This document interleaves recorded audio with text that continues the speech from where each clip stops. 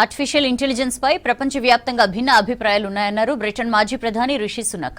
AI లాంటి సాంకేతికతతో అవకాశాలతో పాటు అభద్రతా భావం పెరుగుతోందని చెప్పారు.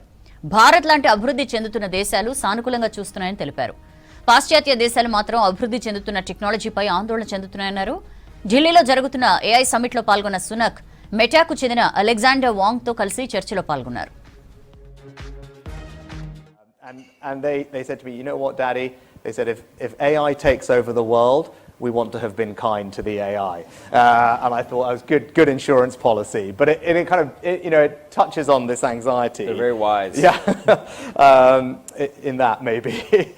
Across the world, we're seeing these different attitudes towards AI. In countries like India, where we are, there's enormous optimism and trust. And then actually in Western countries, we're seeing that anxiety is still the kind of dominant feeling towards AI.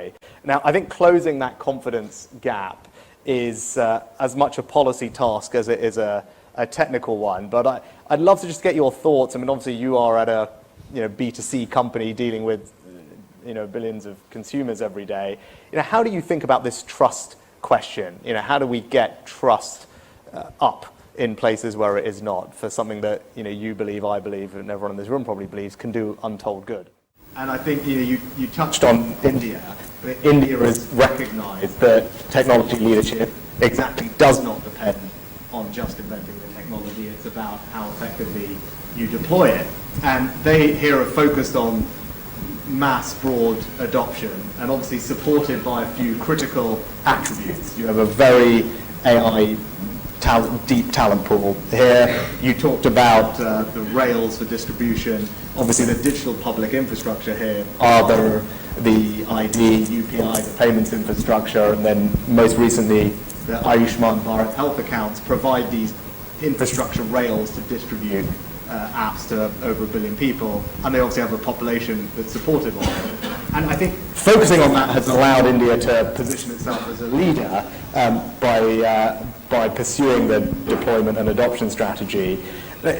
But thinking about that, what are those critical attributes that government has to get right? If we want to turn your aspiration into a reality about agentic government, about delivering for our citizens, I think government does need to think about things differently. It needs to build the architecture around deployment and diffusion, whether it's skills, whether it's compute, whether it's regulation, but crucially probably also data, which is something that you know better than most. So maybe if we start there and then broaden it out, if I'm sitting as a government leader, as many people in the audience are, and trying to figure out what do I need to get right, what are the building blocks to deliver this thing properly.